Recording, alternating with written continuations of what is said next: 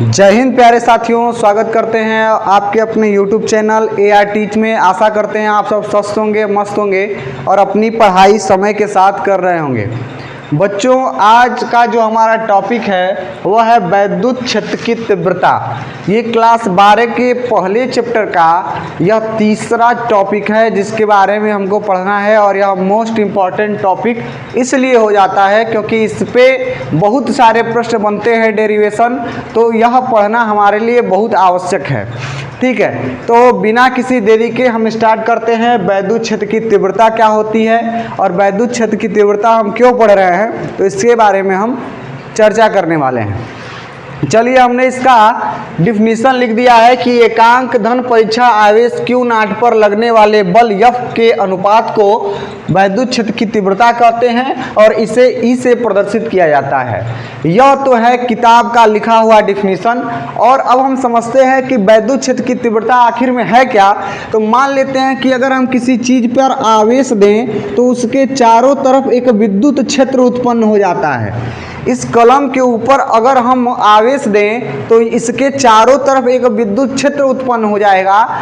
उस विद्युत क्षेत्र में हम दूसरी हल्की वस्तुओं को आकर्षित अथवा प्रतिकर्षित करेंगे, यही हो सकता है। तो उस क्षेत्र में कितनी तीव्रता है, आखिर वह कितना तेजी से वस्तुओं को आकर्षित कर सकती है, कितनी धीमी गति से प्रतिकर्षित कर सकती है, आकर्षित कर सकती है, तो इसी घटना को हम कहते हैं विद्युत क्षेत्र की तीव्रता। आखिर वह कितनी तेजी से वस्तुओं की उसकी तीव्रता कितनी होगी, इस चीज़ के बारे में हमको जानकारी लेना है। एक तरीके से समझिए कि मान लीजिए हमारे पास एक पेन है और पेन पर हमने आवेश दिया है प्लस आवेश। ध्यान से समझिएगा, इसको हमने रगड़ा और इसके चारों तरफ प्लस आवेश जो है वह समान रूप से वितरित हो गया है। अब क्या होगा, अब जब इस पे आवेश आ जाएगा तो जब हम किसी कागज़ के पास इसको लेकर के जाएंगे तो वह कागज़ को अपनी तरफ आकर्षित करता है। इसका मतलब क्या कि इसके चारों तरफ, ध्यान से समझिएगा, इसके चारों तरफ एक क्षेत्र उत्पन्न हो जाता है जिस क्षेत्र को कहते हैं वैद्युत क्षेत्र। समझिएगा क्या कहना मैं चाहता हूँ कि अगर हम किसी भी पदार्थ पे हम आवेश देते हैं तो इसके चारों तरफ एक क्षेत्र उत्पन्न हो जाता है। उस क्षेत्र को हम कहते हैं वैद्युत क्षेत्र।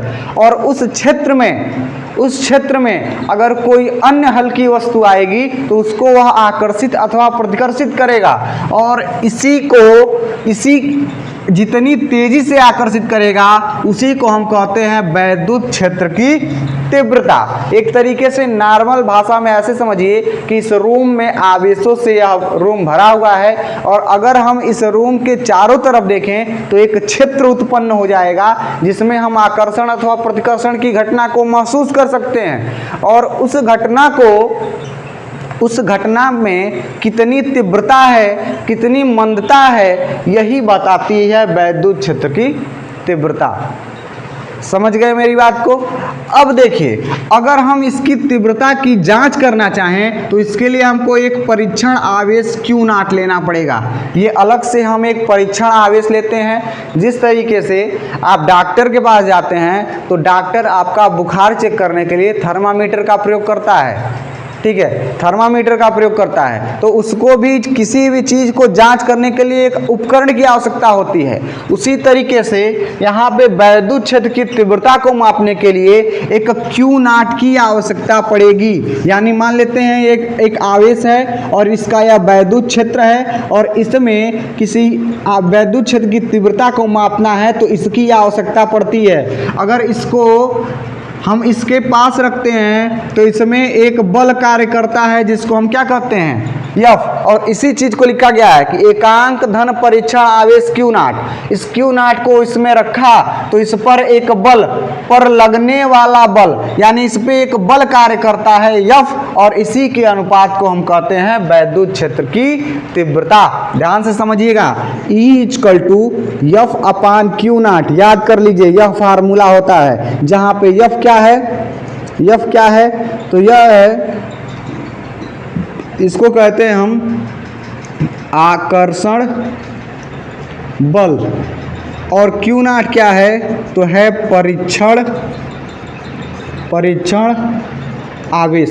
ध्यान से समझिएगा, ये बहुत ही इम्पॉर्टेंट है और 2 नंबर में यह प्रश्न बनता है। तो आज ही इसको याद कर लीजिए कि वैद्युत क्षेत्र की तीव्रता क्या होती है। तो आप सीधे याद रखिए, फार्मूला याद रखेंगे, E=F/Q0, जहाँ पे F है आकर्षण बल है। और यह आकर्षण बल कौन सा बल है? यह जो हम कूलाम के नियम में F का मान निकाले थे, F का मान कूलाम के नियम से निकाले थे 1/4πε Q1 Q2/R²। इसी F का मान यहाँ पे हम रखते हैं। तो इसको हम आगे चर्चा करेंगे, लेकिन यह याद रखिएगा कि आकर्षण बल तथा परीक्षण आवेश के अनुपात को ही वैद्युत क्षेत्र की तीव्रता कहते हैं। इसे हम E से प्रदर्शित करते हैं और इसका मात्रक होता है न्यूटन। F बल का मात्रक न्यूटन और Q का मात्रक कूलाम। तो इसका मात्रक हो जाता है न्यूटन प्रति कूलाम हो जाता है। इसको याद रखिएगा, यह पेपर में 2 नंबर में प्रश्न बनता है। और इससे संबंधित 2-3 प्रश्न और बनते हैं। क्या बनते हैं? किसी एक बिंदु के कारण वैद्युत क्षेत्र की तीव्रता, यह इससे संबंधित। अगर यह बहुविकल्पीय में न पूछ के लॉन्ग आंसर टाइप में क्वेश्चन बनता है तो क्या प्रश्न बनेगा? लॉन्ग आंसर टाइप में यह प्रश्न बनेगा कि वैद्युत क्षेत्र की तीव्रता किसे कहते हैं, एक प्रश्न हो गया, तथा किसी एक बिंदु के कारण वैद्युत क्षेत्र की तीव्रता का मान बताइए। तो इसमें यह 5 नंबर का तब प्रश्न बन जाता है। और अगर यह अकेले प्रश्न बनता है तो यह केवल 2 नंबर में यह प्रश्न पूछा जाता है। तो ठीक है, तो यहाँ तक आपको समझ में आ गया कि क्या है एकांक धन परीक्षण आवेश और इस पे लगने वाले बल क्या हैं। तो इतना याद रखिएगा, एकांक परीक्षण आवेश बस किसी भी हम वैद्युत क्षेत्र की तीव्रता को मापने के लिए जो आवेश लेते हैं उसी को हम कहते हैं एकांक परीक्षण आवेश, जिसको हम Q0 से प्रदर्शित करते हैं। तो इस वीडियो में बस इतना ही। अगली वीडियो में हम किसी एक बिंदु के कारण वैद्युत क्षेत्र की तीव्रता का मान आपको निकाल के बताएंगे। तब तक के लिए धन्यवाद।